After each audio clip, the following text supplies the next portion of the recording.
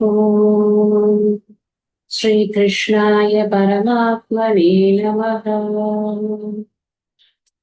ஸ்ரீமத் பகவத்கீதை 6வது அத்தியாயம் 13, 14, 15 ஸ்லோகத்துல 2 ஸ்லோகம் பார்த்துட்டு 15வது ஸ்லோகம் பதவுரை மாத்திரம் பார்த்திருந்தோம் லாஸ்ட் கிளாஸ்ல.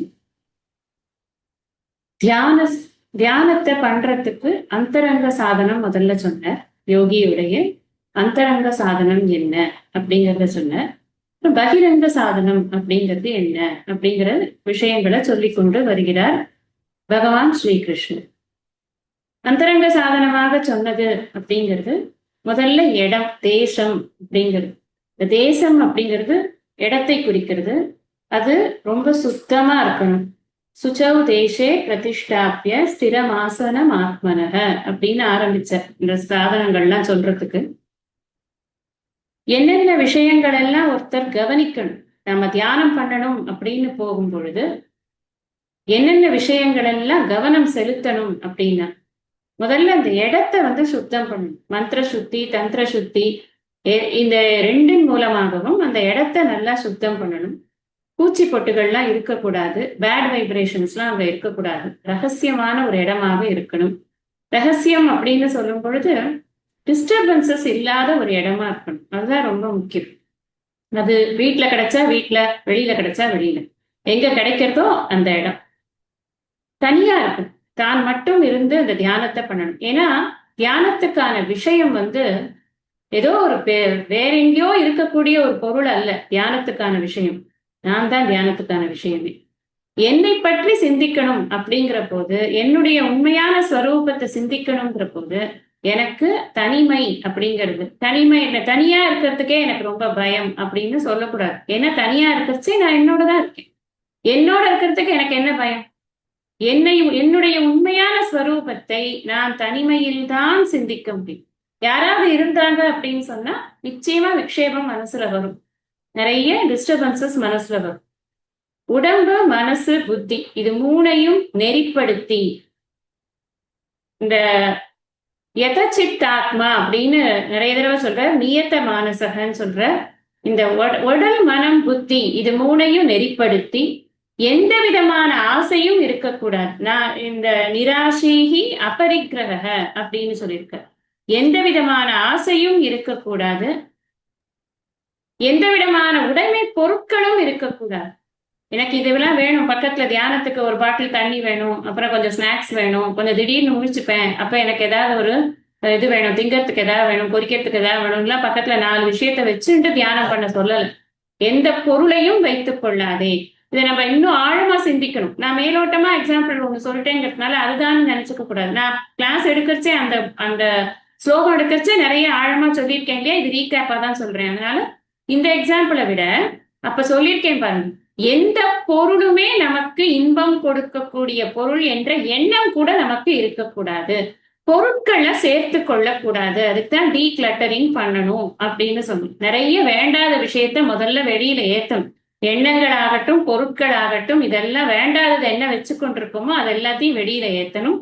சமமான ஒரு இடமாக இருக்கணும். மேடு பள்ளமாக இருக்கக்கூடாது. அதன் மீது அழகாக ஒரு ஆசனத்தை போட்டுக்கணும்.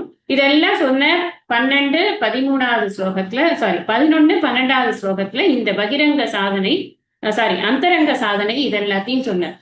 அதுக்கப்புறமா பகிரங்க சாதனைய சொல்ற. அந்தரங்க சாதனையில முக்கியமா மனசுல வச்சுக்க வேண்டிய விஷயம் என்ன அப்படின்னா, நிராசேகி அபரிக்கிரக, அதுக்கப்புறம் மன ஒருமுகப்பாடு. அது ரொம்ப முக்கியம். மன ஒருமுகப்பாடு. எதுக்காக இதை பண்றோம் அப்படிங்கிற ஒரு நிச்சய புத்தி நமக்கு இருக்கணும். இந்த நிச்சய புத்தி இருந்தா தான் நம்ம தியானத்தை டெய்லி பண்ண முடியும். இதை டெய்லி பண்ணணும். சததம் அப்படின்னு சொல்ற. சததம் யுஞ்சீத்தன்னு சொன்னா என்ன அர்த்தம்? தினமும் ஒரு 10 நிமிஷம் செலவு பண்ணுப்பா உனக்காக அப்படின்னு அர்த்தம். அப்படிதான் புரிஞ்சுக்கணும். 24 hours பண்ணணுமா அப்படின்னு இல்ல. சததம்னா ஆல்வேஸ்னு அர்த்தம். லிட்ரல் மீனிங் அப்படிதான் அர்த்தம். அப்படி சொல்லல பகவான். அதனால நம்ம என்ன புரிஞ்சுக்கணும்னா, மேஜர் டைம் நீ இதுல கொடு, டுவெல்லிங் ஆன் யுவர் செல்ஃப் அதுல கொடு அப்படிங்கிற. அப்புறம் என்ன சொன்னார்? 13, 14 ஸ்லோகம் பார்த்தோம். இந்த எப்படி உட்கார்ந்துக்கும் போது எப்படி நம்மளோட போஸ்டர் இருக்கணும். இந்த உடல், தலை, கழுத்து இது எல்லாம் ஒரே நேர்கோட்டுல இருக்கணும். அசையாம இருக்கணும். அங்க இங்க விக்ஷேபத்துக்கு உரிய பொருட்களை பார்க்கறதுக்கு கண்கள் இங்கேயும் அங்கேயும் அசையாதபடிக்கு கண்ணு வந்து நாசியை பார்த்து கொண்டிருக்கணும், நாசியின் நுனியை பார்த்து கொண்டிருக்கணும். திசஸ்ச அனவலோகையன்னு அப்படின்னு சொன்னாரா இல்லையா? வெளியில திசைகளை எல்லாம் பார்க்காதே, உன்னுடைய நாசியின் நுனியை மட்டும் பாரு அப்படின்னு. இந்த பிரம்மச்சரிய விரதம் அதை பத்தி நம்ம நேற்றுக்கு வெட்னஸ்டே அன்னைக்கு நல்ல டீடைல்டா பார்த்தோம். என்னென்ன குவாலிட்டிஸ் எல்லாம் இருக்கணும் ஒரு பிரம்மச்சரியன் அப்படின்னு சொன்னா, அதுக்கு என்னென்ன குவாலிட்டிஸ் எல்லாம் இருக்கணும், எதையெல்லாம் தவிர்க்கணும். இந்த இன்சிடென்டலா இன்னொரு விஷயம் அன்னைக்கு சொல்லணும்னு நினைச்சிருந்தேன், அதை விட்டேன், இப்ப சொல்றேன். பொதுவா நாம இந்த பூனல் போடுற போது நிறைய மந்திரங்களை சொல்றா. இந்த பூனல் போடக்கூடிய பிரம்மச்சாரி அப்படின்னா என்ன, பூனல் போட்டு பிரம்மச்சாரி ஆக்குறாங்க அப்படின்னு அர்த்தம் இல்லையா? அதுக்கு ஒரு ஃபங்க்ஷனே வைக்கிறாங்க. அப்போ சில மந்திரங்கள் சொல்ல அந்த குழந்தைக்கு சொல்லி கொடுத்து அதை திருப்பி சொல்றாங்க. இந்த மந்திரங்கள் எதை சொல்றது அப்படின்னா, இதை தெரிஞ்சுட்டா நமக்கு அந்த அந்த ஒரு ரிச்சுவல் மேல ஒரு மதிப்பு வரும். இதெல்லாம் எதுக்கு பண்றோம் தெரிஞ்சுக்காமையே ஏதோ ஒண்ணு போறோம், போய் டிஃபன் எத்தனை மணிக்கு எப்ப முடிச்சுட்டு வரலாம் அப்படின்னே நம்ம நினைச்சு கொள்றோம் இல்லையா? இருக்கக்கூடாதுங்கிறதுக்காக இத எக்ஸ்ட்ராவா இன்ஃபர்மேஷன் சொல்றேன். இது எதுக்குன்னா நம்மளோட நாலேஜ்க்கு மட்டும்தான். அந்த குழந்தைக்கு அந்த மந்திரத்தை சொல்லும் பொழுது அதை திருப்பி ரிப்பீட் பண்றது, அந்த மந்திரத்துக்கு அர்த்தம் என்ன அப்படின்னா 8 விஷயங்களை அந்த குழந்தை சொல்றது, ரிப்பீட் பண்றது. ஒண்ணு, நினைக்க வேண்டிய விஷயத்துல நான் ஞாபக சக்தியை அதிகமா வச்சுப்பேன், எது நினைக்க தகாததோ அதுல மறதிய வச்சுப்பேன், ஃபர்ஸ்ட் ஒன். ரெண்டாவது, எதை இகழ வேண்டியதோ அதில் இகழ்ச்சியை நான் செய்வேன், எது வந்து போற்றத்தக்கதோ அதுல இகழ்ச்சிய நான் செய்ய மாட்டேன். இதெல்லாம் ஆழமான விஷயங்கள், நான் ரொம்ப விளக்க போறது கிடையாது. ஆனா இந்த ஹெட்டிங்ஸ் மட்டுமே உங்களுக்கு நிறைய டுவெல் பண்றதுக்கான மைண்ட கொடுக்கும். ஆக்சுவலா டுவெல் பண்ணினா ரொம்ப நல்லது. எப்படி சொல்லியிருக்கு சாஸ்திரம், இதெல்லாம் வேத மந்திரங்கள். வேதம் எவ்வளவு கருணையோட ஒரு 7 வயசு குழந்தைகிட்ட இந்த விஷயத்த சொல்றது. அப்ப 7 வயசுல இருந்து 5 வயசுல போடலாம், 7 வயசுல போடலாம். இந்த பூனல் போடுற அந்த வயசுல இருந்து தயார் பண்றது வேதம். நீ வந்து உன் மனசை இப்படி வச்சுக்கோன்னு. நம்ம என்ன நினைக்கிறோம், நம்மளோட வாழ்க்கை வந்து ஜஸ்ட் ஜாலியா இருக்கிறதுக்கு தான் அப்படின்னு நம்ம நினைக்கிறோம். ஜாலியா இருக்கிறதுக்காக இந்த வாழ்க்கையை கொடுக்கவே இல்லை அப்படிங்கிறது இதுல இருந்தெல்லாம் நமக்கு நல்லா தெரியும். மூணாவது என்ன சொல்றது, நல்லதுல கவனம் செலுத்துவேன், அல்லாததுல நான் உபேட்சையா இருப்பேன். உபேட்சைனா என்ன அர்த்தம்னா, ஐ வில் இக்னோர் இட் அப்படின்னு அர்த்தம். நான் போய் அந்த இடத்துல சண்டை போட்டுட்டு நிக்க மாட்டேன், ஆனா I will ignore and see my own work. இப்ப என்ன, நம்ம வேலை நமக்கு ரொம்ப முக்கியம், அதை விட்டுவிட்டு நம்ம போய் வேண்டாத விவாதங்கள்ல தலையிட்டு நம்மளோட நேரத்தை வேஸ்ட் பண்ண மாட்டேன். இதெல்லாம் பிரதிஜை எடுத்துக்கிறான், பிரம்மச்சரிய விரதம் அப்படின்னு பிரதிஜை எடுத்துக்கிறோம். ஏன்னா இதெல்லாம் எடுத்தாதான் உட்காந்து படிக்க முடியும். இதெல்லாம் எடுக்கிறது எதுக்குன்னா, இதுக்கப்புறம் குரு உபசதனம், நேர போய் குருவோட உட்காந்து படிக்கணும். இன்னைக்கு நடக்கிறதான்னு கேட்காதீங்க, நடக்கிற இடங்கள்ல இப்படித்தான் நடக்கிறதுங்கிறத புரிஞ்சுக்கோங்க. இப்படி எல்லாம் நடந்தாதான் சொசைட்டில ஒரு ஒரு பெரிய கடமையை செய்ய வேண்டியவர்கள் உருவாக முடியும் அப்படிங்கிறதுக்காக இதெல்லாம் வச்சிருக்காங்க. 4வது என்ன சொல்லியிருக்கு, அறியத்தக்கதை அறிவது. எதை தெரிஞ்சுக்கணுமோ அதெல்லாம் நான் தெரிஞ்சுக்கிறதுக்கு முயற்சி பண்ணுவேன், எதை தெரிஞ்சுக்கவே வேண்டாமோ அதை அறியவே மாட்டேன். சரி, இப்ப எப்படி இருக்கு நம்மளோட யங்ஸ்டர்ஸோட மைண்ட் செட் எப்படி இருக்கு, போனை திறந்தா எது வேணா அறியலாம். எனக்கு தேணுமா வேண்டாமா, எனக்கு அது இன்ஃபர்மேஷன் யூஸ்ஃபுல் இல்லையா, ஒண்ணுமே கிடையாது. இப்ப என்ன ஆகுது மைண்டு, நம்ம விரும்புறோமோ விரும்பலையோ குப்பை தொட்டி ஆயிடும். அந்த குப்பையை எப்படி கிளீன் பண்றது, அபரிகிரகன்னு ஒரு வார்த்தை போடுறாரு. எத்தனை வருஷம் உழைக்கணும் அந்த அந்த அந்த வீணா வேண்டாத குப்பையை மனசுல வச்சு. வீட்டு குப்பையே ஒழிக்கிறோம், மனசு குப்பையை எப்படி ஒழிக்கிறது? இத்தினூண்டு வயசுல இருந்து சேர்த்து வச்ச குப்பைகள் எப்படி ஒழியும்? எப்படி இந்த சமுதாயம் வந்து நல்ல சமுதாயமா வளரும்? யோசிச்சு பாருங்க. இதெல்லாம் கடைபிடிக்க வேண்டிய வயசுல கடைபிடிக்கணும் அப்படிங்கிறதுக்காக இதை சொல்ல வரேன். அறியாததை அறியாமல் இருப்பது, நல்லவற்றை கேட்பது, நல்ல விஷயங்களை மாத்திரம்தான் காது கொடுத்து கேட்கறது, தீயவற்றை கேளாமல் இருப்பது. அப்படி நீங்க ஏன் தீயவற்றை பேசுறீங்க அப்படிங்கிறது இல்லை. நான் இங்க எல்லாம் நீங்க பாத்தீங்கன்னா, நேத்திக்கு ஃபீட்பேக்ல அனு சொன்னது மாதிரி நாம தான் நம்மளதான் சரி பண்ணிக்கணும் அப்படிங்கிற விஷயத்த நான் புரிந்து கொண்டேன்னு சொன்னாங்கல்ல, இங்க அதுதான் வேதம் சொல்ற. உன்னை நீ சரி பண்ணு, வேற எதையும் பண்ண வேண்டாம். நீ உன்னை முதல்ல சரி பண்ணு, உன்னை சரி பண்ற நீ வந்து ஹியர் பண்றத நிறுத்து. பிரம்மச்சரிய விரதம்ங்கிறது சாதாரண விஷயம் இல்லையே. நான் வந்து கட்டுப்பாடோட என் மனசை வச்சுக்கணும்னா இத்தனை விஷயத்த நான் வந்து கட்டுப்பாடு. அடுத்தது உண்மையை பேசணும், பொய்ய பேசாம இருக்கணும். That is normal. எல்லா அப்பா அம்மாவும் சொல்லி கொடுத்துருவாங்க, உண்மையை பேசு. இப்ப சொல்லி கொடுக்குறாங்களா இல்லையா தெரியல, நம்மளாம் சொல்லி கொடுத்துருக்கோம். இனி வர ஜெனரேஷன்ஸும் சொல்லி கொடுக்கணும். சொல்லி கொடுத்தா அந்த குழந்தைகள் அது மாதிரி வளரும். அப்ப உண்மையை பேசுறது, பொய்ய பேசாம இருக்குது. அடுத்தது தவம் செய்வது, அவத்தை தவிர்ப்பது. தவத்திற்கு எதிர்ப்பதும் அவம். தவம்ங்கிறது என்ன? உற்ற நோய் நோன்றல் உயிர்க்கு உருகன் செய்யாமை அற்றை தவத்திற்கு உரு. படிச்சிருக்கோமா? அதுக்கு ஆப்போசிட் தான் அவம். அவம்ங்கிறது என்ன? அடுத்தவங்களை டிஸ்டர்ப் பண்ணிக்கொண்டே இருக்கிறது எப்ப பார்த்தாலும். தவம்ங்கிறது தவம் செய்வார், தன் கருமம் செய்வார். அவன் என்ன பண்ணுவான்? அடுத்தவன் கர்மத்தையும் சேர்த்து கெடுப்பான். அந்த வேலையை நான் பண்ண மாட்டேன், அப்போ I will mind my own business அப்படின்னு அர்த்தம். அடுத்தது கடைசியா என்னன்னா, பிரம்மச்சரிய விரதத்தை நான் அனுஷ்டிக்கிறேன். இது அந்த முன்னாடி சொன்னேன் இல்லையா, 8 விஷயங்கள் சொன்னேனே. தவறான நோக்கத்தில் எண்ணுதல், தவறான நோக்கத்தில் பார்த்தல், அதெல்லாம் நீங்க எழுதி வச்சுட்டு இருப்பீங்க. நான் திருப்பி ரிப்பீட் பண்ண வேண்டிய அவசியம் இல்லைன்னு நினைக்கிறேன். இந்த மாதிரியான அந்த வயசுக்கு ஏத்த மாதிரி, அந்த காலத்துக்கு ஏத்த மாதிரி ஏற்படக்கூடிய அந்த டிஸ்டர்பன்சஸ்க்கு நான் மனசுல இடம் கொடுக்க மாட்டேன். நம்ம இப்பெல்லாம் இந்த காலத்துக்கு ஏத்த மாதிரின்னு கூட சொல்ல முடியறது இல்லை. நம்ம கேள்விப்படுற நியூஸ் விஷயங்கள்லாம் பார்த்தோம்னு சொன்னா வயசு விவஸ்தையே இல்லாத அளவுக்கு எல்லாம் நடந்து கொண்டு இருக்கிறது. சாஸ்திரம் என்ன சொல்றதுன்னா, நீ பொடியா இருக்கிறதுல இருந்து நீ இதை ஆரம்பிச்சிடும். அப்பதான் நீ இந்த நான் யாருங்கிற சிந்தனை உனக்கு ஏற்படுற போது உனக்கு உன்னுடைய 3 குணங்கள்ல சத்துவ குணம் மேலோங்கி இருக்கும். இந்த சத்துவ குணம் மேலோங்கி இல்லாத இருந்ததுன்னா என்ன முயற்சி பண்ணாலும் படிக்கிறது மண்டையில ஏறாது. அதனாலதான் குணத்துக்காகத்தான் இத்தனை பாடு, இத்தனை விஷயங்களையும் எதுக்கு சொல்றது அப்படின்னு. கட்டுப்பாடுன்னு சித்பவானந்த சுவாமிகள் சொல்லுவார், கட்டுப்பாடு உள்ள சுதந்திரம் தான் நல்லது. ஒரு குறிப்பிட்ட எல்லைக்குள்ள நாம சுத்தணும். எல்லையற்று பறக்க முடியாது. இந்த விவகார உலகத்துல எல்லையற்று பறந்தது அப்படின்னா, மனசையே எல்லையற்று பறக்கக்கூடிய திறன் இருக்கு. அதை கட்டுப்படுத்தி வைக்கணும்னு ஏன் சொல்றோம்? இப்ப இங்க பேசுற விஷயம் பூரா அதுதான். கட்டுப்படுத்தப்பட்ட மனம் வேண்டும் அப்படிங்கிறது தியானத்துக்கு முக்கியமான ஒரு விஷயம். அப்புறம் இந்த பிரம்மச்சரிய விரதத்துக்கு அப்புறம் என்ன சொன்னார்? பிரசாந்தமா இருக்கணும், மனசு அமைதியா இருக்கணும் அப்படிங்கிறத சொல்லியிருக்க. இதை சொல்லிட்டு என்ன சொல்ற, நிறைய கேள்விகள் வரும். எப்படின்னா, எந்த நேரத்துல நான் தியானம் பண்றது? எனக்கு காத்தால பண்ணா நல்லதா, மத்தியானம் பண்ணா நல்லதா, இல்லைன்னா ஈவினிங் பண்ணலாமா, நைட் படுத்துக்கச்சே பண்ணலாமா?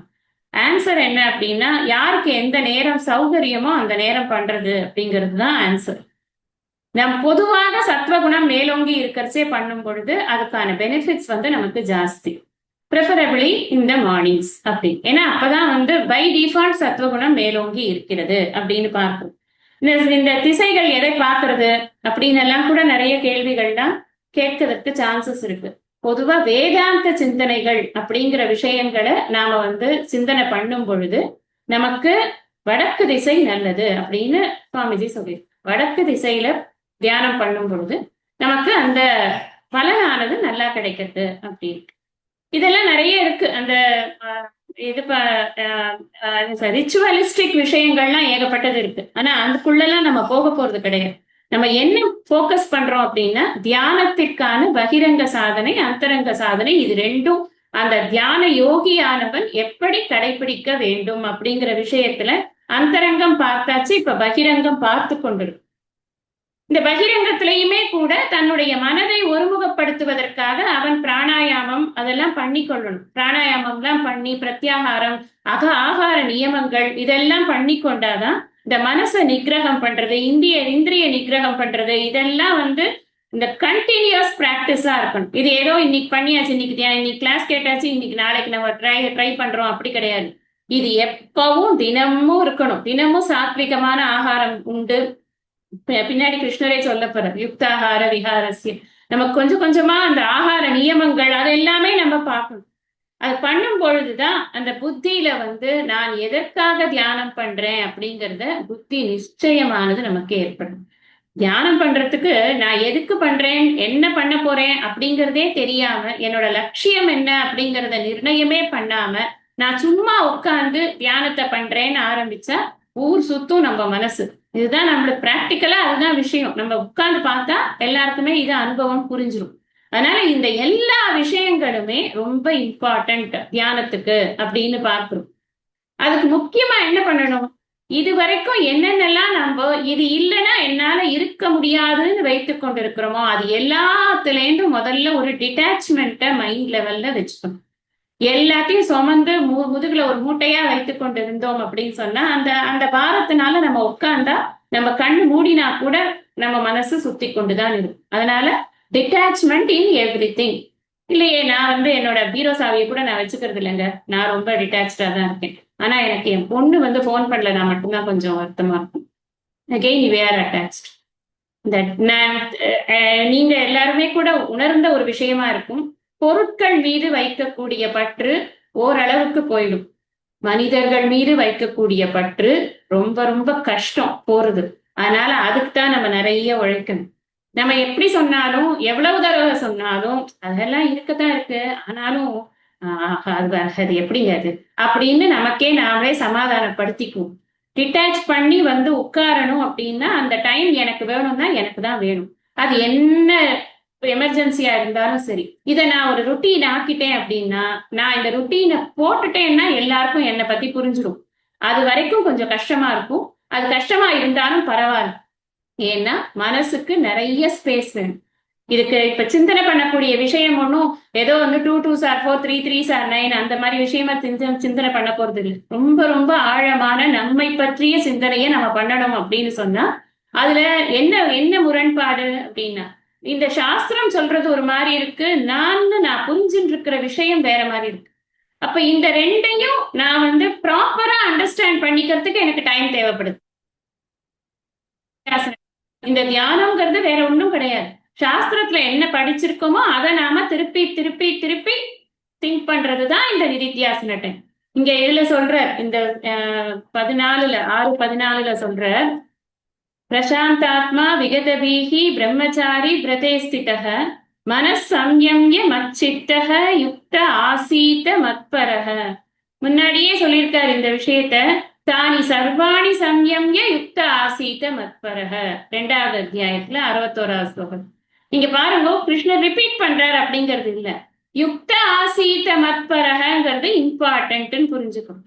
இந்த யுக்தம்ங்கிறது எதோட, நீ இந்த யோகத்தின் இந்த ஜீவாத்மா பரமாத்மா இரண்டும் ஒன்றுதான் அப்படிங்கிற அந்த அறிவோடு கூட நீ உன்னை இணைத்து கொண்டு இந்த யோகத்தில் உட்கார்ந்திருக்க வேண்டும். இந்த இடத்துல யோகம் அப்படின்னு சொன்னாலே தியானம் தான். இந்த இந்த சாப்டர்ல யோகினாலே தியான யோகி தான் அப்படின்னு பார்க்கணும்.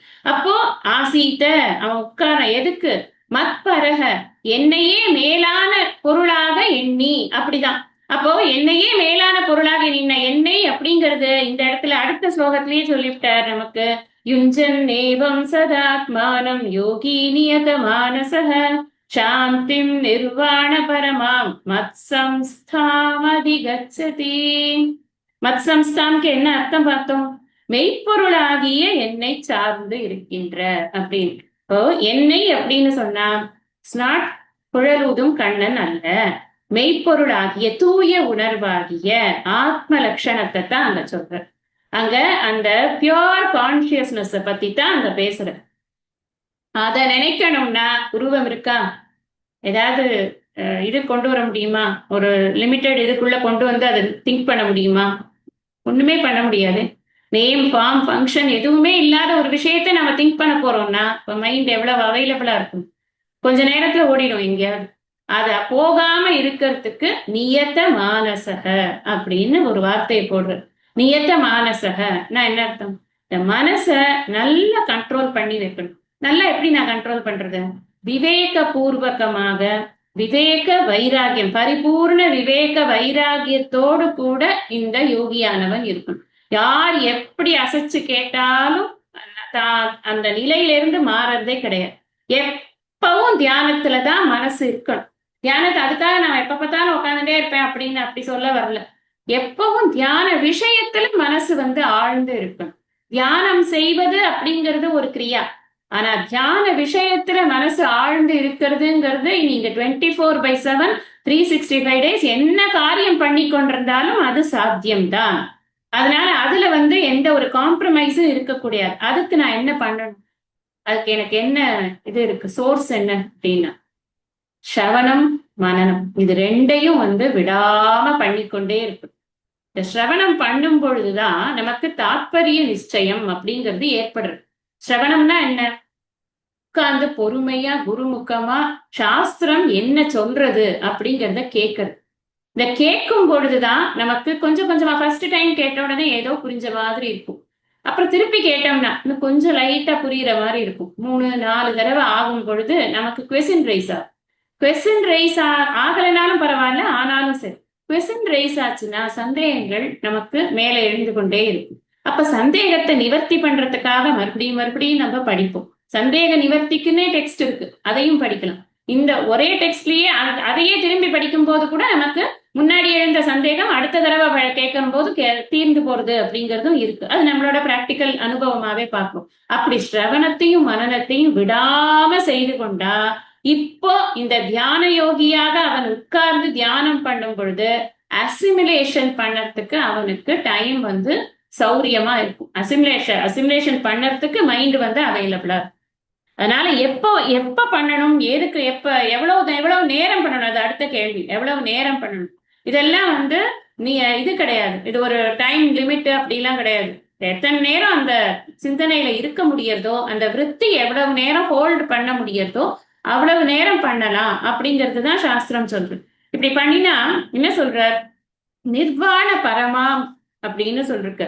நிர்வாண பரமாம் சாந்திம் அதிகச்சதி அப்படின்னு. நிர்வாணனாலே உங்களுக்கு தெரியும், நம்ம அதுக்கான ஸ்ட்ரெயிட் மீனிங் என்ன, ஆடைகள் இல்லாமல் இருப்பது. இங்க என்ன அர்த்தம் அப்படின்னு சொன்னா, எல்லா விதமான அபிமானங்களும் முழுமையாக நீங்குவது அப்படிங்கிறது தான் நிர்வாணம் அப்படின்னு. நான் வந்து இந்த உடம்பு, நான் இந்த மனசு, நான் இந்த புத்தி அப்படின்னு ஒவ்வொரு லெவல்ல நம்ம வைத்துக் கொண்டிருக்கிறோம் இல்லையா, நிறைய அபிமானங்கள் வச்சு கொண்டிருக்கோம். அந்த அபிமானங்கள் எல்லாமே நமக்கு இந்த இந்த தியானம் பண்ணுவதன் மூலமாக, தியானத்திலுடைய சரியான விஷயத்தை சரியான முறையில் இந்த தியானத்தை பண்ணுவதன் மூலமாக, அதற்கான அந்தரங்க சாதனத்தையும் பகிரங்க சாதனத்தையும் சரியாக பண்ணிவிட்டு அப்புறம் தியானத்தை பண்ணுவதன் மூலமாக நமக்கு என்ன ஆகுதுன்னா நிர்வாண சுகம். நிர்வாண சுகம்ங்கிறது என்ன? ஆக்சுவலா வந்து நிர்வாண பரமாம்னு சொல்லியிருக்க. பரமாம்னு சொன்னா மேலான அப்படின்னு அர்த்தம். சாந்திம், இது எந்த விதமான ஒரு ஐடென்டிட்டியுமே இல்லாத ஒரு மைண்ட்ல மேலான ஒரு சாந்தி நமக்கு கிடைக்கிறது அப்படின்னு சொல்லியிருக்கு. பரமாம் சாந்திம் அப்படின்னு சொல்லி. மேலான சாந்தி அப்படின்னா என்னது? அது அமைதியான ஆனந்தம் நம்ம சொல்றோம் இல்லையா. நம்ம எந்த ஒரு விஷயத்தின் மீதும் பற்று இல்லாமல், எந்த ஒரு விஷயத்தினாலும் அலைக்கழிக்கப்படாமல், எந்த ஒரு பொருளும் எனக்கு இன்பத்தை கொடுக்கும் என்ற எண்ணம் இல்லாமல், நான் நானாக என்னில் நான் இன்புற்று இருக்கக்கூடிய நிலைதான் அந்த பரமான் சாந்தி அப்படின்னு சொல்றாரு. அப்ப இந்த நிர்வாண சுகதாயின்யை நமக அம்பாட சொல்றோம் நம்ம லலிதா சஹஸ்ரநாமம். நிர்விகல்ப சுகம் அப்படின்னு ஒரு சுகத்தை சொல்றாங்க. சமாதி அப்படிங்கிற டாபிக் கீழே பதஞ்சலி யோக சூத்திரத்துல நிர்விகல்ப சுகத்தை பத்தி பேசுறாங்க. நிர்விகல்ப சுகம் அப்படிங்கிறது எந்த விதமான ஒரு தாட்டும் இல்லாத நிலையில வரக்கூடிய சுகம் அப்படின்னு. இந்த சுகம் நிர்வாண பரமாம் சாந்திங்கிறத சொல்றாரே, இது அதெல்லாம் விட ஜாஸ்தி மேலானது. இது வந்து ரொம்ப சகஜ அவஸ்தை அப்படின்னு சொல்றது உண்டு. எப்போதும் தன்னை பிரம்மமாக தூய உணர்வாக உணர்ந்து கொள்ளக்கூடிய ஒரு மனமானது இருந்து கொண்டே இருக்கும், எப்போதும் இருந்து கொண்டே இருக்கும். இந்த தியானத்தின் பயனாக இதுதான் நமக்கு கிடைக்கும். இது ஆக்சுவலா வந்து தியானம் பண்ணினா உனக்கு என்ன கிடைக்கும் அப்படிங்கிறத பகவான் சொல்லியிருக்காரு. இப்போ பொதுவா நம்ம இப்ப என்ன ஒரு பிலீஃப் இருக்கு அப்படின்னா, அவர் தியானம் பண்ணி ஞானம் அடைஞ்சாருங்க அப்படின்னு அப்படிதானே சொல்றாங்க. அவர் வந்து மரத்துக்கடியில உட்கார்ந்தாரு, தியானம் பண்ணாரு, அவருக்கு பின்னாடி ஒளி தெரிஞ்சது, அவர் ஞானத்தை அடைந்தார். நான் சாஸ்திரம் அப்படி சொல்லவே இல்லை. சாஸ்திரம் என்ன சொல்றது? நீ ஞானத்தை பெற்று தியானம் செய்ய வேண்டும், நீ தியானம் செய்வதே ஞானத்தை தான் அப்படின்னு சாஸ்திரம் சொல்றது. இந்த ஆத்ம தியானம் இருப்பதுனாலதான் ஆத்ம தியானமே பண்ணணும். ஆத்மாவை தியானம் பண்ணணும். ஆத்மானா என்னன்னே எனக்கு தெரியாது, நான் எப்படி தியானம் பண்றது? நான் ஆத்மானா என்னன்னு நான் என்ன கண்டுபிடிக்கிறேன்? நான் உள்ள உட்காந்து கண்டுபிடிக்கிறேன். என்ன கண்டுபிடிக்கிறது? என்னன்னு தெரியாம எப்படி கண்டுபிடிக்கிறது? இது கொஞ்சமாவது நம்ம இதுல செகண்ட் சாப்டர்ல 12வது ஸ்லோகத்துல இருந்து 25வது ஸ்லோகம் வரைக்கும் கொஞ்சமாவது படிச்சிருந்தா தானே ஆத்மானா இதுதான் கிருஷ்ணன் சொல்லியிருக்காரு, அட்லீஸ்ட் தியானம் பண்ண முடியும். எனக்கு எதுவுமே தெரியாது, நான் சும்மா உட்காந்துப்பேன், நல்லா கண்ணை முடிப்பேன், நான் ஆத்மாவதியா என்ன நான் தியானம் பண்ணேன். How can we do it? It is practically impossible இல்லையா? அதைத்தான் கண்டம் பண்றாங்க சாஸ்திரத்துல. என்ன சொல்றாங்கன்னா, ஆத்ம தியானம் இருந்தா தான் உன்னால ஆத்ம தியானத்தை பண்ண முடியும். தியானத்துல ஞானமானது வரவே வராது. தியானத்தின் போது எதுவுமே வராது. எதுவுமே வராதுங்கிறத புரிந்து கொண்டுதான் நம்ம தியானம் பண்றோம். தியானம் என்பது நான் ஏற்கனவே அறிந்து கொண்ட விஷயத்தை மீண்டும் மீண்டும் சிந்திப்பது. நான் இப்ப சொல்றேன் அப்படின்னு சொன்னா நான் வாயை திறந்து சொல்றேன். இதெல்லாம் வாயை திறந்து சொல்லாம நான் பேசாம கண்ணை மூடிட்டு இந்த ஸ்லோகங்கள் எல்லாத்தையும் நான் அப்படியே மனசுல ஓட விட்டுட்டே இருக்கேன், வித் மீனிங்ஸ் ஓட விட்டுட்டே இருக்கேன்னா அதுதான் தியானம். அதுதான் அந்த தியானம் தான் ஆக்சுவலி நிதித்தியாசம். அதைத்தான் நம்ம பண்ணணுமே தவிர்த்து அதை பண்ணினாதான் என்ன ஆகும், மைண்ட்ல அது அசிமுலேஷன் நிறைய ஆகும். அப்ப நமக்கு எந்த வேலை பண்ணி கொண்டிருந்தாலும் இந்த சொற்கள், அந்த சொற்களின் பொருள் இதுவே நம்மளுக்குள்ள ஓடிக்கொண்டே இருக்கும்.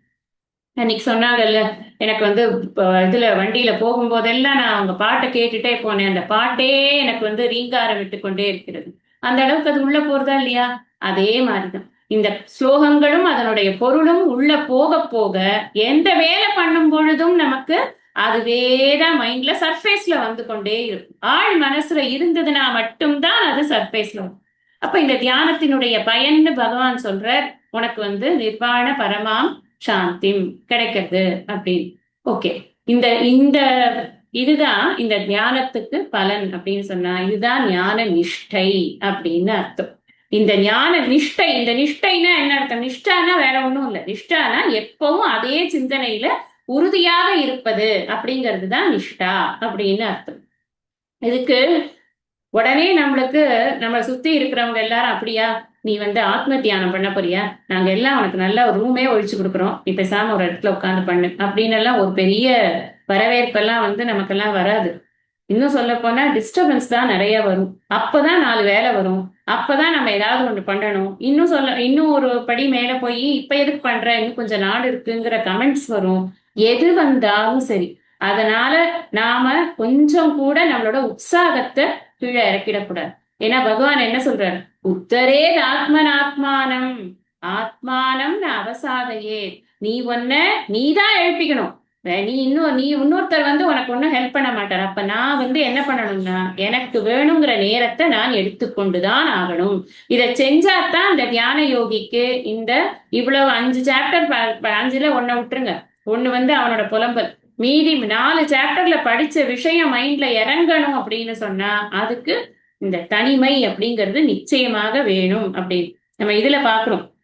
4வது அத்தியாயத்துல பாக்குறோம். ஸ்ரத்தாவான் லபதே ஞானம் தத்பரः சம்யதேந்திரியः ஞானம் லப்த்வா பராம் சாந்திம். இங்க என்ன சொல்ற, பரமாம் சாந்தி. ஞானம் லப்த்வா பராம் சாந்திம். நீ வந்து சும்மா உட்கார்ந்துட்டு ஏதோ படிச்சேன் போனேன் வந்தேன் அதனால வரல. இந்த ஞானம் நம்மயம் ஆகும் பொழுது, அது எனக்கு பிரயோஜனப்படும் பொழுது பராம் சாந்தி எனக்கு கிடைக்குது இல்லையா? அப்படிதான் சொல்லியிருக்காரு பகவான். ஸோ அதனால இந்த இந்த ஸ்லோகத்துக்கான அர்த்தம் என்ன அப்படின்னா, இன் ஷார்ட் இந்த 15வது ஸ்லோகத்துக்கு இந்த தியானத்தினுடைய பலனை பகவான் சொல்கிறார். முறையாக இந்த தியானத்தை செய்யும் பொழுது என்ன சொல்றது, ஒழுங்குபடுத்தப்பட்ட தன்னுடைய மனதின் மூலமாக நியத மானசக, அது ரொம்ப முக்கியம். அந்த பரிபூர்ண விவேக வைராக்கியத்துடன் கட்டுப்படுத்தப்பட்ட மனதுடன் அவன் இந்த தியானத்தை செய்யும் பொழுது அவனுக்கு மேலான ஒரு சாந்தியானது கிடைக்கிறது. இந்த சாந்தி என்ன சாந்தி? ஆத்மாவினுடைய வெரி நேச்சரே அதுதான், சாந்தி தான், அமைதி தான். அதனாலதான் சுவாமிஜி சொல்றார் அமைதியான ஆனந்தம் அப்படின்னு. நம்ம 16வது ஸ்லோகம் படிக்கிறோம். நாத்யஸ்னதஸ்து யோகோஸ்தி ந சைகாந்தமனஸ்னதஹ ந சாதி ஸ்வப்னசீலஸ்ய ஜாக்ரதோ நைவ சார்ஜுன யுக்தாஹார விஹாரஸ்ய யுக்தசேஷ்டஸ்ய கர்மசு யுக்தஸ்வப்னாவபோதஸ்ய யோகோ பவதி துக்கஹ. இதெல்லாமுமே கூட அந்த தியான யோகி தன்னை எப்படி வைத்துக் கொள்ள வேண்டும் அப்படிங்கிற விஷயமாக சொல்லக்கூடியதாகத்தான் இந்த 2 ஸ்லோகமுமே இருக்கு. ஹே அர்ஜுன, அத்தியஷ்ணதக, அத்தியஷ்ணதகனா அதிகமாக உண்பவனுக்கோ, இந்த தூ அங்க சேர்த்துக்கணும். அத்தியஷ்ணதக தூ, நாத்தியஷ்ணதஸ்து அப்படின்னு இருக்கு இல்லையா? அத்தியஷ்ணதக தூ, அதிகமாக உண்பவனுக்கோ யோக தியானம் ந அஸ்தி, கைகூடுவதில்லை. ஏகாந்த, ஒரே அடியாக அனஸ்னதக, உண்ணாமல் இருப்பவனுக்கும் தியானம் கைகூடுவதில்லை. அதி ஸ்வப்னசீலஸ்ய, அதிகமாக உறங்குபவனுக்கும் தியானம் கைகூடுவதில்லை. ஜாகிரத, உறங்காமல் விழித்துக் கொண்டிருப்பவனுக்கும் ந ஏவ, ஒருபோதும் தியானம் கைகூடுவதில்லை.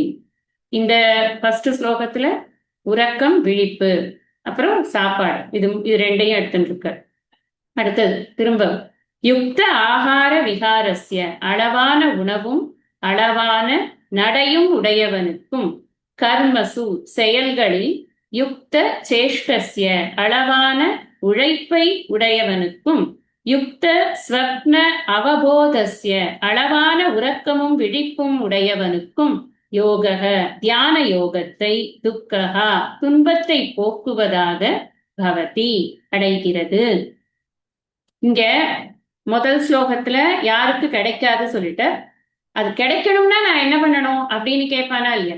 அதுக்காக அடுத்த ஸ்லோகத்துல அதுக்கு விடையும் சேர்த்து சொல்லிட்டு, இப்ப என்னென்னலாம் விஷயம் சொல்லியிருக்கார் பகவான் அப்படின்னு பார்த்தோம்னா, ஃபர்ஸ்ட் திங், எல்லா விஷயத்திலும், இதுவும் ஞான யோகத்தோட பகிரங்க சாதனையில தான் வரும், எல்லா விஷயத்திலையுமே ஒரு மாடரேஷன் இருக்கணும். இந்த எக்ஸ்ட்ரீம்னு சொல்றோம்ல, அது மட்டும் இருக்கவே கூடாது. எப்பவுமே ஒரு மாடரேட் பர்சனாவே இருக்கும் அப்படின்னு சொன்னா, இருந்தா ஒரேடியா வேலை விழுந்து பிடுங்கிறது, இல்லைன்னா ஓரமா உட்காந்துக்கிறது, அப்படி இருப்பாங்க சில பேர்.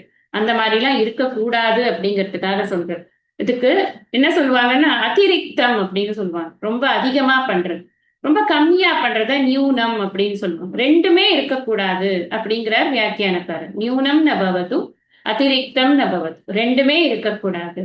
அப்ப மாடரேட்டா இருக்கணும்னா என்ன பண்றது? இங்க என்ன, எதனால பண்ணக்கூடாது? அது அத்தியஷ்ணதஸ்த, அதிகமாக உண்டால் என்ன ஆகும்? ரொம்ப ஜாஸ்தி சாப்பிட்டா என்ன ஆகும்? ரொம்ப எவிடென்ட் ஆன்சர், தூக்கம் வந்துடும். தியானம் பண்றேன்னு உட்காந்துப்போம், கர்ன்னு நிறைய புரட்ட தான் வரும். பிரயோஜனம் கிடையாது. யாருக்கு பண்றோம் தியானம்? யாருக்கோ ப்ரூவ் பண்றதுக்கு பண்றது இல்ல, எனக்காக பண்றேன். நான் உட்கார்ந்து நான் படிச்ச ஸ்லோகத்தை ரிகலெக்ட் பண்ணி அதை நான் அதை நான் மனசுக்குள்ள ஓட விடணுங்கிறதுக்காக உட்காந்துருக்கேன்னா, எனக்கு சாப்பிட்ட மயக்கம் தான் ஜாஸ்தியா இருக்கு, நிச்சயமா என்னால தியானம் கை கூடாது அப்படின்னு பகவான் சொல்றாருன்னா ப்ராக்டிக்கலி கரெக்ட் தானே? இவ்வளவு நம்ம என்ன குழந்தைகளா? இதை கூட சொல்லணுமா? நமக்கு தெரியாதா அப்படின்னு நமக்கு தோணும். பட் பகவான் நம்மள அப்படிதான் நினைச்சு கொண்டிருக்கார். நமக்கு அர்ஜுனனுக்கு சொல்றதன் மூலமாக இந்த என்டையர் ஜெகத்துக்கும் என்ன சொல்றாருன்னா, தெரிஞ்ச விஷயத்த கூட நீ இன்னொரு தடவை சிந்தனை பண்ணு, இது முக்கியமான விஷயம் தியானம்ங்கிறது. அதனால நல்லா உட்காந்து முக்கிட்டு அதுக்கப்புறம் வராத தியானத்துக்கு, உனக்கு தியானம் கை கூடாது அப்படிங்கிற. சரி அப்படின்னா பட்ட பட்னி போடுறேன்ப்பா, நான் சாப்பிட்டாலே ஒரு நாள் இரு நாளைக்கு ஏழென்றால் ஏழாய், ஒரு நாள் உணவை ஒழி என்றால் ஒழியாய், இடும்பைக்கூர் என் வயிறே உன்னோடு வாழ்தல் அரிது அப்படின்னு சொன்னா அவை பாட்டு. 2 வேளைக்கு சேர்த்து 2 நாளைக்கு சேர்த்து சாப்பிட்டுடலாம்ப்பா, ரொம்ப தூரம் போகணும், சோத்தை கட்டிட்டு போக முடியாது அப்படின்னா அப்பவும் ஏத்துக்க மாட்டேங்கிறது. அது வயிற்ற வலிக்க ஆரம்பிச்சுக்கிறது அதிகமா போட்டா. சரி கொஞ்சமா நம்ம ஒண்ணு கொஞ்சமா சாப்பிடலாம், இல்லைன்னா சாப்பிடாமயே பயணத்துக்கு ஆரம்பிச்சுடலாம்னா அப்பவும் விட மாட்டேங்கிறது, பசி பசின்னு உயிரவாங்க. இப்ப என்ன பண்றது? இந்த வயிற்றுக்கு ஆகாரத்தை எப்படி கொடுக்கணுமோ அந்த அளவுக்கு கரெக்டா கொடுத்தாதான் மற்ற ஃபங்க்ஷனாலிட்டிஸ் எல்லாம் ஒழுங்கா நடக்கும் நம்மளோட உடம்புல. இப்ப ஆகாரம் எவ்வளவு முக்கியம் இல்லையா? அதனாலதான் சொல்ற, நீ ரொம்ப சாப்பிடாமயே இருந்த ஒரே விரதம் விரதம், சில பேர் அப்படி இருப்பாங்க. இந்த மண்டேக்கு ஒரு சாமி, டியூஸ்டேக்கு ஒரு சாமி, வென்ஸ்டேக்கு ஒரு சாமின்னு சாமி என்ன நல்லா கிழமை வாரியா பிரிச்சு விட்டு எல்லா சாமிக்கும் ஒரு நாள் விரதம். என்ன ஆகும் உடம்பு? வேலை செய்ய முடியுமா? முடியாதா? செய்ய வேணுமா வேணாமா? நம்ம படிக்கணும், நம்மளோட படிக்கிற விஷயம் நம்ம புத்தியில ஏறணும், அதுக்கு நம்ம டைம் கொடுக்கணும், அதுக்கு உடம்புல எனர்ஜி வேணும் அப்படின்னா சரியா சாப்பிடணும். ஒண்ணுமே சாப்பிடாம நீ ஏகாந்தம் அஷ்ணத்தக, ரேடியா நீ ஒண்ணுமே சாப்பிடாம வெறும் காத்த புசிச்சுட்டு இருக்க அப்படின்னா கூட அப்ப கூட உனக்கு தியானம் என்பது கை கூடுவதில்லை. அது நீங்க கேட்கலாம், துருவன்லாம் அப்புறம் எப்படி பண்ணினான்? ரொம்ப எக்ஸப்ஷனல் கேஸ் எடுத்துன்னு எக்ஸாம்பிளா கேட்கக்கூடாது, நல்லா ஞாபகம் வச்சுக்கணும். ஏன்னா துருவனுக்கு அந்த நம்ம துருவன் கதையில இருக்கு, குழந்தை ஒண்ணுமே சாப்பிடல, கொஞ்ச நாளைக்கு வந்து இலைய பழத்தை சாப்பிட்டது, அப்புறம் காயை சாப்பிட்டது, அப்புறம் இலைய சாப்பிட்டது, அப்புறம் சருகை சாப்பிட்டது, அப்புறம் காத்த சாப்பிட்டது, நாரதர் வந்த சொல்றோமா இல்லையா? அப்ப அதெல்லாம் வந்து அதெல்லாம் எப்படி நடக்கிறது அப்படின்னு, தட் இஸ் எக்ஸெப்ஷன். எக்ஸெப்ஷனை வந்து இங்க காமனுக்கு ரூலா கொண்டு வர முடியாது. இங்க யாரை பார்த்து சொல்றாரு? பெரும்பான்மையை பார்த்து சொல்றாரு. பெரும்பான்மைக்கு அந்த எக்ஸெப்ஷன் அப்ளை ஆகாது. அதனால சொல்ற, நீ ரொம்ப சாப்பிடக்கூடாது, அதுக்குன்னு ஒண்ணுமே சாப்பிடாமையும் இருந்துடக்கூடாது. அதனால சரி நல்லா சாப்பிட்டேன், நல்லா தூங்குவேன், நல்லா தூங்கிட்டு எனக்கு நைட்டு நல்ல தூக்கம் வராது, அதனால நான் என்ன பண்ணேன், பகல் பூரா தூங்கிட்டு நைட் உட்காந்து நான் தியானம் பண்றேன். What is the use? நல்லா தூங்குறவனுக்கு தியானம் நிச்சயமாக சித்திக்காது. ஏன்னா திருப்பி திருப்பி அந்த தூங்கி எழுந்துப்பான். ஒரு இதுல கூட சொல்லுவாங்க, ஏதோ ஒரு ஜோக்ல, ரெஸ்ட் எடுத்து டயர்டாகி ரெஸ்ட் எடுத்து டயர்டாகி மறுபடியும் நான் டயர்டாகி ரெஸ்ட் எடுத்துட்டே இருக்கேன் அப்படின்னு சொல்லி வேலையே பண்ண மாட்டான்னு அர்த்தம் அதுக்கு. அந்த மாதிரி நான் திரும்ப திரும்ப தூங்குவேன், அப்புறம் ஏந்துப்பேன், அப்புறம் தூங்குவேன், அப்புறம் ஏந்துப்பேன்னா என்ன பிரயோஜனம்? நான் படிச்சது எப்படி எனக்கு வந்து நிக்கும் மனசுல? படிக்கவே முடியாது, படிச்சாலும் நிக்காது. அப்ப இங்க என்ன புரிஞ்சுக்கணும் அப்படின்னு சொன்னா, he has to give time for his studies and assimilation. அதுதான் இங்க முக்கியம். அதுக்காக தான் இதெல்லாம் சொல்றாரு. இப்ப நீ ரொம்ப தூங்கின அதிஸ்வப்னஷீல, நல்லா நல்லா தூங்கி நல்ல கனவு கண்டுட்டு ஜாலியா இருக்கான், அந்த மாதிரி இருக்கக்கூடியவனுக்கும் தியானம் என்பது சீரியஸா எடுத்துக்கலன்னு அர்த்தம். அப்ப அவனுக்கு அது தியானம் என்பது கைகூடாது. சரி நான் தூங்க மாட்டேன்பா, இதுல முழிச்சுட்டே இருக்கேன் எப்பவுமே, 24 ஹவர்ஸ் நான் முழிச்சுட்டே இருக்கேன், என்ன ஆகும்? அது இன்சோம்னியான்னு ஒரு வியாதி வந்துடும். அப்புறம் வியாதி வந்தா என்ன ஆகும்? டிப்ரெஷன் வந்தா அதுக்கு மருந்து டாக்டர்கிட்ட போகணும். அவர் என்ன பண்ணுவார்? மருந்து கொடுத்து தூங்க வச்சுக்கார். தான் நடக்குது.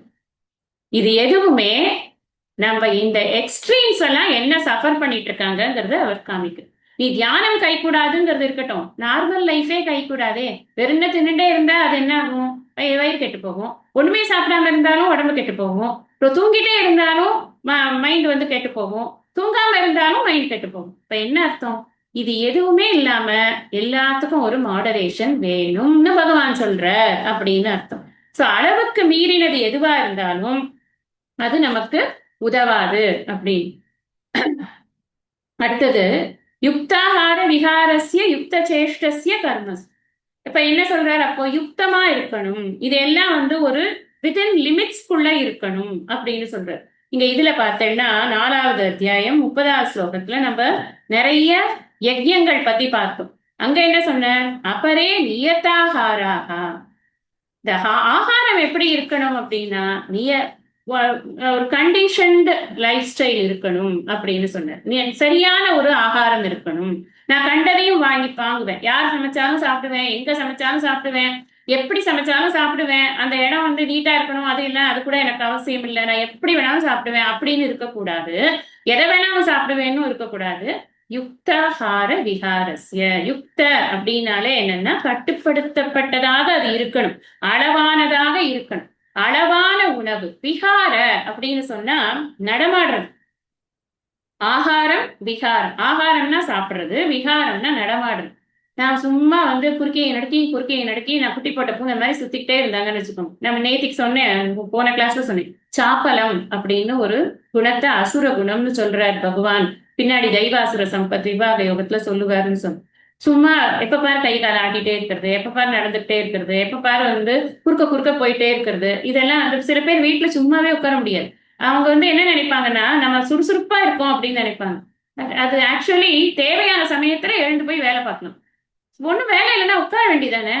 இல்ல சும்மா போய் நான் அந்த செல்பை நோண்டுறேன், இந்த செல்பை நோண்டுறேன் பண்ணிட்டே இரு, அவ்வளவுதான். ஒரு நாளும் படிக்க முடியாது. இது படிக்கிறதுக்குலாம் நேரம் இருக்காது. ஒன்னும் பகவான் ஒன்னும் சொல்ல போறது கிடையாது. உனக்கு படிக்க நேரம் இருக்காது, படிச்சாதானே தியானம் பண்ண முடியும். தியானம் கை கூடணும்னா நீ பண்ணாதேங்கிறாரு, அவ்வளவுதான் விஷயம். வேற ஒண்ணும் ஐயோ அப்படிலாம் பண்ணக்கூடாதுன்னு என்ன பர்பஸோ அதை நம்ம யோசிச்சுக்கணும். நம்ம தான் யோசிச்சு, ஏன்னா அதுக்கும் பகவான் சொல்லிட்டார், நீ தான் உன்னை முன்னேற்றிக்கணும் அப்படின்னு. எங்க சுத்தினாலும் அங்கதான் வந்து நிற்கும். அதனால யுக்த ஆகாரம் அப்படின்னா மாடரேட் ஈட்டிங். என்ன சாப்பிடுறோமோ அதை அளவா சாப்பிடணும். ஒரே வேளையிலேயே 3 வேளை சோத்தை தின்னக்கூடாது, ஒருவேளை ஒண்ணுமே சாப்பிடாம இருக்கக்கூடாது. இந்த மாதிரி விஷயங்கள் எல்லாம் நம்ம இதெல்லாம் வந்து இப்ப மாடர்ன் இதுல ட்ரெண்ட்ல நிறைய டயட்டிங் இதெல்லாம் காமிக்கிறாங்க. நீங்க இதை சாப்பிடாதீங்க, ஒரு நாள் பூரா தண்ணி குடிக்காதீங்க, ஒரு நாள் பூரா வெறும் தண்ணியே குடிங்க, ஒரு நாள் பூரா வெறும் ஃப்ரூட்ஸே சாப்பிடுங்க, ஒரு நாள் பூரா வெறும் ஜூஸே குடிங்க. அதெல்லாம் உடம்புக்கு ஒத்துண்டாதான் ஒத்துக்கும். அதுவும் எந்த வயசுல ஒத்துக்கும்னா, ரொம்ப யங் ஏஜ்ல இந்த மாதிரி ஏதாவது ட்ரை பண்ணா கூட அந்த உடம்பு போனா போட்டோம்னு ஒத்துட்டு அது திரும்ப ரிவைவ் பண்ணிக்கிறதுக்கு அதுக்கு ஸ்ட்ரென்த் இருக்கும். After certain period of time நமக்கு வந்து இந்த மாதிரி விஷயங்கள் எல்லாம் ட்ரை பண்ணினோம்னு சொன்னா உடம்பு ரொம்ப கெட்டுப்போம். குண்டா இருந்தா இருந்துட்டு போறது, ஒல்லியா இருந்தா இருந்துட்டு போறது. யாராவது குண்டுன்னு சொல்றதுனால ஏதாவது வரப்போறதா, இல்ல ஒல்லின்னு சொல்றதுனால ஏதாவது வரப்போறதா? அப்படி சொன்னாலுமே இது இந்த உடம்பத்தானே சொல்றா. இந்த உடம்பு நிலையானதா? இந்த எண்ணம் நமக்கு எப்போதும் இருக்கு. இதெல்லாம் நம்மள டிஸ்டர்ப் பண்ணக்கூடாது. அதனால இந்த எங்க ஆகாரத்துல பிரச்சனை எப்ப வருது அப்படின்னா, யாராவது சொல்ற கேட்பார் பேச்ச கேட்டுட்டு நம்ம உட்கார்ந்து அதுக்காக ஒரு மெனக்கெடுறோம். அதனாலதான் டிஸ்டர்பன்ஸ் ஆகுது. இன்னொன்னு, என்னெல்லாம் ஃபுட் கியூசைன்ஸ்ல என்னெல்லாம் பார்க்கிறோமோ அதெல்லாம் சமைச்சு பார்த்து அதெல்லாம் சாப்பிட்டு பார்த்துடணும் அப்படிங்கிற ஆசை. இந்த ஆசைகள் இந்த இதெல்லாம் அதுக்குதான் நிராசீகி. முன்னாடியே சொல்லிட்டாரு அவர், நிராசீகி. எல்லா ஆசையுமே சொல்ற. முக்கியமா நாக்கு. நான் 2 விஷயம் சொன்னேன் உங்களுக்கு. அது இந்த 2 விஷயத்த கட்டுப்படுத்துறதுங்கிறது ரொம்ப முக்கியம். ஒண்ணு நாக்கு, இன்னொன்னு தோல். இந்த 2 இந்திரியங்களை கட்டுப்பாடா வச்சுக்கொண்டோம் அப்படின்னு சொன்னா முதல்ல செலவு குறையும், அதுக்கப்புறம் உடம்பு நல்லா இருக்கும், அதுக்கப்புறம் மனசு நல்லா இருக்கும், அதுக்கப்புறம் வந்த பர்பஸ் சர்வாகும், புருஷார்த்தம் முதல்ல சர்வாகும். இந்த 2 இந்திரியத்தினால இல்லாத வேஸ்டேஜ் பூரா இந்த 2 இந்திரியத்தினாலதான் நமக்கு வருது வாழ்க்கை. சோ அது எல்லாத்தையும் நம்ம நீக்கணும். அதனால யுக்த ஆகார விகாரங்கிறச்சே நம்ம இதையும் சேர்த்துக்கணும். ரொம்ப விழுந்து புரண்டு எக்ஸசைஸ் பண்றோம். நான் வந்து அப்படி என்னோட பாடி பில்டிங் இப்படி பண்றேன் அப்படி பண்றேன். நடமாடுறது அப்படிங்கிறது ஒரு அர்த்தம். சுவாமிஜி சொல்ற ரொம்ப ஸ்ட்ரெனியூவஸ் எக்ஸசைசஸ் அதையும் நம்ம அவாய்ட் பண்ணணும். பாடியை ஃபிட்டா வச்சுக்கணும். அது இல்லைன்னு யாரும் சொல்லல. அதுக்கு எவ்வளவு விதமா இந்த பாடியை யூஸ் பண்ணி அந்த ஃபிட்னஸை கொண்டு வர முடியுமோ அவ்வளவு விதமா பண்ணணும். நம்ம இந்த பாடியை ஓவர் யூட்டிலைஸ் பண்ணி இருக்கிற ஃபிட்னஸும் போகிற மாதிரி நம்ம பார்க்க கூடாது. சேஷ்ட அப்படின்னு சொன்னா ஆக்டிவிட்டிஸ்னு, நம்ம செய்யக்கூடிய ஆக்டிவிட்டிஸ் எந்த ஆக்டிவிட்டியா இருந்தாலும் அதை ஒரு அளவானதாக வச்சுக்கணும். நம்ம பேசும்போதோ படப்படன்னு பேசுறது, இல்ல யாரையாவது பார்க்கணும்னா விழுந்து அடிச்சுட்டு ஓடுறது, அப்புறம் 4 இடத்துல அடிபட்டு தெரியறது, இதெல்லாம் நமக்கு தியானத்துக்கு தடை. இன்னும் சின்ன சின்ன விஷயத்தெல்லாம் சொல்றாரே கிருஷ்ணர்னு நமக்கு தோணும். ஆனா இத்தனை விஷயம் இருக்கு தியானத்துக்கு தடையா அப்படிங்கறது படிச்சாதானே நமக்கு புரியுது. நம்ம நினைக்கோமா? நம்ம நினைக்க மாட்டோம். ஏதோ ஒரு இடத்துல உட்காரணும், தியானம் பண்ணணும், அவ்வளவுதான்ப்பா அப்படின்னு நம்ம நினைப்போம். ஆனா all these things are important அப்படின்னு சொல்றேன். இந்த வேலை மட்டுமே பண்ணி கொண்டிருக்கோம்னு வச்சுக்கோங்க, ஆக்டிவிட்டிஸ் நிறைய இன்வால்வ் ஆகும். இங்க கூப்பிடுறாங்க அங்க போறேன், அந்த சத்சங்கத்துல கூப்பிட்டாங்க நான் அங்க போறேன்.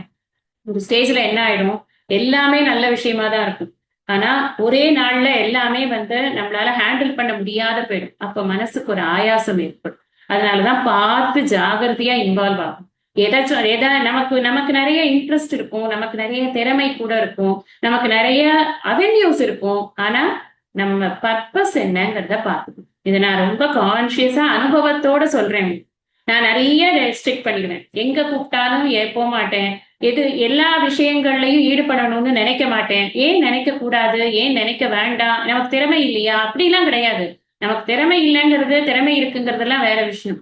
நமக்கு இது அவசியமா 10 வாட்டி யோசிக்கணும். நம்ம எடுத்துக்கொண்ட புருஷார்த்தத்துக்கு இது அவசியமா, இந்த பிறவி பயனுக்கு இது அவசியமா, இதெல்லாம் யோசிச்சுட்டு தான் அப்புறம் சேஷ்டங்கிறதுக்காக சொல்ல வரேன். சேஷ்டான ஆக்டிவிட்டிஸ் சொன்னேன் இல்லையா, இந்த ஆக்டிவிட்டிஸை நம்ம வச்சுக்கிறதுல ரொம்ப கவனமா இருக்கணும். எத்தனை ஆக்டிவிட்டிஸ் இருக்கு ஒரு நாளைக்கு, அதுல எவ்வளவு நம்மளோட மோட்ச புருஷார்த்தத்துக்கு சாதகமானதாக இருக்கு, எவ்வளவு தெண்டமா இருக்கு அப்படிங்கிறத பார்க்கணும். நம்ம ஃபேமிலிக்காக கொடுக்குற டைமை கொடுத்துதான் ஆகணும். ஆனா அந்த ஃபேமிலி டைம் போக பாக்கி டைம் பூராவுமே நம்ம விழாம விரியாம இதுக்கு கொடுத்தாதான் நம்மளால இத அசிமுலேட் பண்ண முடியும். ஏன்னா இது அவ்வளவு ஆழமானதாக இருக்கு. இப்பவே நமக்கு 5வது அத்தியாயத்துல படிச்சதெல்லாம் திரும்ப ஒரு தடவை சொல்லுங்கன்னு சொன்னா டக்குன்னு சொல்ல முடியுமா? முடியாது இல்ல. ஏன் முடியல? ஏன் முடியாதுன்னா அது அந்த அளவுக்கு அது ஆழமா போறதுக்கு நிறைய தடவை படிக்கணும். அந்த நிறைய டைம் கொடுக்கறதுக்காகத்தான் இந்த ஆக்டிவிட்டிஸ் எல்லாம் குறைக்கணும். உடம்போட லிமிடேஷன்ஸையும் தெரிஞ்சுக்கணும். எல்லாத்துலயும் ஈடுபட்டதுக்கு அப்புறம் டிப்ரெஷன்ல வந்து மாட்டிட்டு முடிக்க கூடாது. என்னால இதை பண்ண முடியலையே, அதை பண்ண முடியலையே அப்படின்ற ஒரு வெதும்பல் இதெல்லாம் நம்மளுக்கு இருக்கக்கூடாது. அப்போ நம்ம என்ன பண்ணணும்னா நம்ம கை காலை சுருக்கித்தான் வச்சுக்கணும் அப்படின்னு. அதனால என்ன சொல்றாருன்னா ஒரு நடுநிலையோட இருக்கணும். இப்ப நம்ம சில சமயம் வந்து நிறைய ட்ரிப்ஸ் போகணும்னு ஆசைப்படணும். நான் போறது கோவில் தானே, வேற ஒண்ணும் இல்லையே, நீங்க அதுக்கே இப்படி சொல்றீங்களே அப்படின்னு கால் எடுத்து வெளியில வச்சா ஒரு 2-2.5 மணி நேரம் 3 மணி நேரம் ஆயிடும் திரும்ப வந்து சேரத்து. அந்த டைம் பூரா எதுக்கு போறது? நம்ம நினைக்க கூடாது. நான் கோவிலுக்கு தான் போறேன், அதனால புண்ணியம் தான் கிடைக்கும். எனக்கு இதெல்லாம் வந்து புண்ணியத்துல தான் சேருது. இப்ப புண்ணியம் சேர்க்கிற விஷயத்துல நம்ம ஈடுபட்டு கொண்டிருக்கிறோமா? இல்ல அறிவை நாம நம்மயமாக்குவதில் ஈடுபட்டு கொண்டிருக்கிறோம். நாம தான் டிசைன். இல்ல நான் புண்ணியமே சேர்த்துக்கிறேன் பரவாயில்ல. நான் அதுக்கப்புறமா வையத்துள் வாழ்வாங்கு வாழ்பவன் வானுரையும் தெய்வத்துள் வைக்கப்படும் சொல்லியிருக்கேன். அதனால நான் புண்ணியம் சேர்த்துக்கிறேன். எனக்கு வந்து அதுக்கப்புறம் பார்க்கலாம். நான் வந்து இதை வந்து அகங்கார மமகாரத்தை எல்லாம் விட்டுட்டு நான் வானோர்க்கும் உயர்ந்த உலகம் புகறதெல்லாம் அப்புறம் பார்த்துக்கலாம் அப்படின்னு நம்ம நினைச்சோம்னா ஓகே ஃபைன் பண்ணிட்டே இருக்கு. வெளியில போறது வர்றது, வெளியில ட்ரிப்ஸ் எடுத்துக்கிறது எல்லாத்துலயும் ஒரு ரெஸ்ட்ரிக்ஷன் கொண்டு வந்தா மட்டும்தான் இந்த நாலேஜ் அசிமுலேஷன். இப்ப நான் பேசுற விஷயங்கள் எல்லாமே இந்த தியான யோகி தன்னுடைய அறிவை எப்படி தன்மயமாக்கிக் கொள்வதற்காக உழைக்க வேண்டும் அப்படிங்கிறதுக்கான பகிரங்க சாதனை. அப்ப நாம அந்த ஸ்டேஜ்ல இருக்கோம்னு சொன்னா இந்த படிச்சதை வீணா போக கூடாதுன்னு நம்ம நினைச்சோம்னா நம்மளுடைய ஆக்டிவிட்டிஸ நிறைய குறைச்சுக்கும். நம்ம போகலைன்னா ஒன்னும் ஆயிடாது. இங்க இருந்தபடியே நம்ம எல்லாத்தையும் பண்றதுக்கு முயற்சி பண்ணி மனசுலயே பூசலார் நாயனார் என்ன ஊரா சுத்தினார், அங்கேயே உள்ளேயே தானே கோவில் கட்டினார். அதுக்கு வந்தாரே பகவான். அதுக்கு வந்து நான் அந்த ராஜா கிட்ட சொல்லிட்டாரே, ஐயோ அங்க ஒரு பெரிய கோயில் அல்லவா கட்டி கொண்டிருக்கார், நான் அதுல தானே போய் நான் வந்து கும்பாபிஷேகத்துக்கு போகணும், கும்பாபிஷேகத்துக்கு அப்புறமா நீ டேட்டு வச்சுக்கோ. எவ்வளவு பெரிய விஷயம் அது. அந்த மனசுல பண்ணக்கூடிய சாதனைக்கு பகவான் முக்கியத்துவம் கொடுக்கிறாரு அப்படிங்கறத நாம புரிஞ்சுக்கணும். அதை புரிஞ்சுக்காம நம்ம வந்து இது நமக்கு தடை போடுறோம் அப்படின்னு நினைக்க கூடாது. இது தடை அல்ல. என்னால வெளியில போகலைன்னா எனக்கு வந்து டிப்ரெஷன் வந்துடும் சொல்லக்கூடாது. வெளியில எதுவுமே இல்ல. முதல்ல வெளியில இருக்கிறது எல்லாமே வந்து மாயை அப்படிங்கறத புரிஞ்சுக்கணும். உள்ள மட்டும்தான் விஷயமே இருக்கு. அந்த உள்ள திரும்பி பார்க்கறதுக்கான மைண்ட நாம சரி பண்ணி கொண்டே இருக்கோம் அப்படின்னு.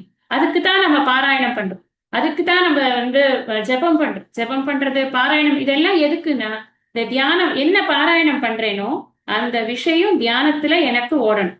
அப்பதான் என் தியானம் வந்து அந்த பாராயணம் அப்பதான் யூஸ்ஃபுல்லா இருக்கு. இல்லைன்னா என்ன ஆகுது, பாராயணம் வந்து ஒரு வாயோட வேலை மாதிரி ஆயிடும். வாச்சாரம்பணம் அப்படிங்கிற வாயோட வேலை, ஏதோ வாய் பேசிக்கொண்டே இருக்கு. அது மாதிரி இது பார்த்து ஏதோ படிச்சுக்கொண்டே இருக்கு. அப்படி இருக்கக்கூடாது. ஒவ்வொரு வார்த்தையும் நமக்குள்ள போகிறதுக்கு எப்ப தெரியும் நமக்கு இது போயிருக்கா போகலையான்னா, உங்களுக்கு ஒரு டெஸ்ட் ஒண்ணு செல்ஃப் டெஸ்ட் வச்சுக்கோங்க. ஒரு 5 ஸ்லோகம் எடுத்துக்கோங்க.